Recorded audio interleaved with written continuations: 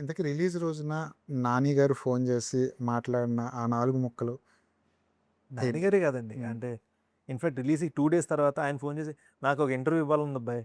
కానీ నాకు రెగ్యులర్‌గా ప్రెస్ మీట్‌లు వద్దు. కొత్తగా ఏదో చేద్దాం. అంటే కార్‌లో వెళ్తూ వెళ్తూ మాట్లాడుకున్నారు. కార్‌లో మనం ఎలా మాట్లాడుకుంటాం అలా మాట్లాడుకుందాం పా నువ్వు కెమెరాలు పెట్టు" అన్నారు. హ్మ్. సో లేదా రామ్ చరణ్ గారు సడెన్‌గా మాకు తెలీదు ఆయన ట్వీట్ ఏస్తారు. సడెన్‌గా వేసిన ట్వీట్ ఇవన్నీ ఇందాక జగపత్ బాబు గారు జస్ట్ హ్మ్. ఆహ్, కానీ జనం సార్ ఇండస్ట్రీలో చాలా కాంపిటీషన్ ఉంటది.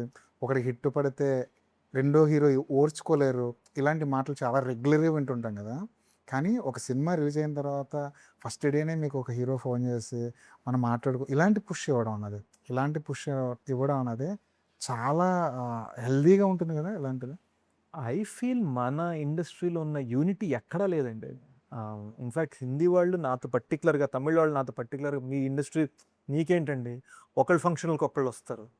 మీరు చూస్తే మనకు ప్రీ రిలీజ్ ఈవెంట్ ఉందంటే వేరే హీరో గెస్ట్‌గా వస్తారు కదా మనకి. అది చాలా నార్మల్ అది. అదొక ఆచారం మనది. అంతే కదా!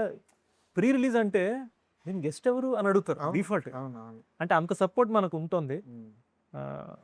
యూ నో జస్ట్ ఇమాజిన్ ఆహ్, 'క్షణం' సినిమాకి బన్నీ ఫస్ట్ టైం బయట సినిమా గురించి ట్వీట్ ఏసావు. హ్మ్.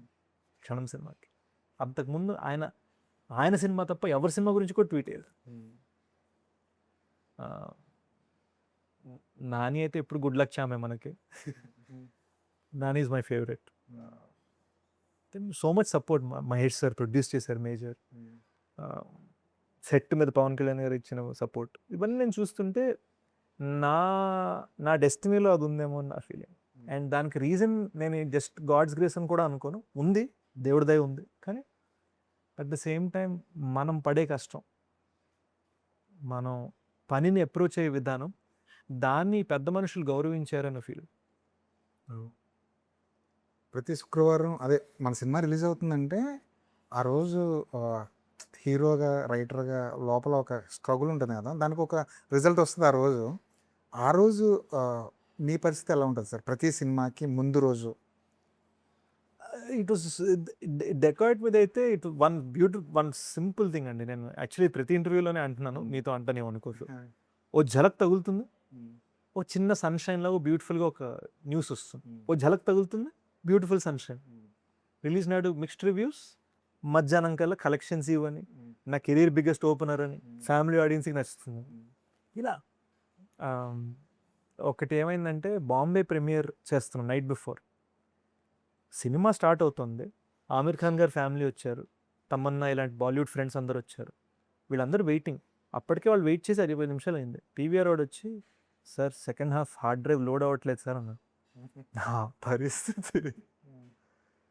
ఏదో మా సైడే టెక్నికల్ తప్పేదో జరిగింది. హార్డ్ డిస్క్ లోడ్ అవ్వట్లేదు అంటాడు.